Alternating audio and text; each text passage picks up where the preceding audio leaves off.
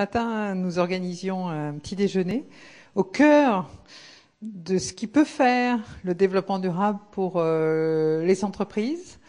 C'est s'appuyer sur le changement en fait qui est en train de s'opérer chez chacun d'entre nous, de réalliance de son système de valeurs, avec Françoise Bonal qui vient d'écrire un livre que je vous conseille vraiment sur ce sujet, et Myriam Le Saget qui nous montre comment dans les entreprises en temps de crise, le changement collectif et le changement individuel est absolument nécessaire pour réussir à mettre en place une politique de développement durable. L'individu ne peut plus se voir sans relation aux autres. Les flux et les relations et les liens sont encore plus importants. Il est interdépendant. Ceci a de grosses incidences sur les valeurs qui sont en train de monter. Alors, on a dû remarquer les valeurs de co-création, d'horizontalité.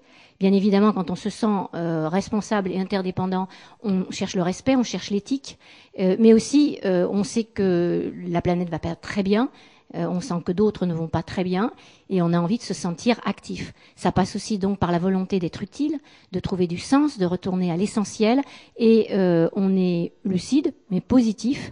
Et en l'occurrence, on est plutôt parti pour faire des projets pragmatiques, micro-locaux. Alors, dans les entreprises, ça a aussi une incidence sur la valeur de la marque. Parce que la marque, avant, c'était un garant de progrès, un signe de statut, voire un accessoire de singularité. Mais maintenant, derrière la marque, tout le monde voit l'entreprise. Et donc, derrière l'entreprise, on attend des pratiques. Et comme c'est en même temps dans un contexte où la frugalité redevient une valeur importante, ça a des incidences sur la façon dont on attend maintenant le fonctionnement d'une entreprise. Plus intègre, plus participative, plus responsable, pas seulement un agent commercial ou un agent marchand. Concrètement, comment est-ce que les managers font face quand ils veulent transformer leur entreprise?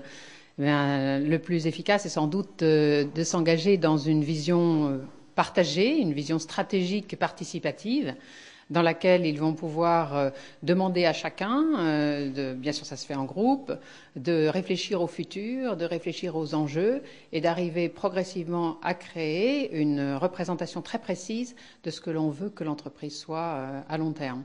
Alors ça a plusieurs avantages, c'est très efficace pour l'entreprise, ça rassemble les personnes autour d'un sens commun et ça donne à chacun le sentiment de contribuer à quelque chose d'utile et de comprendre pourquoi il travaille tous les jours et ce que ça peut apporter.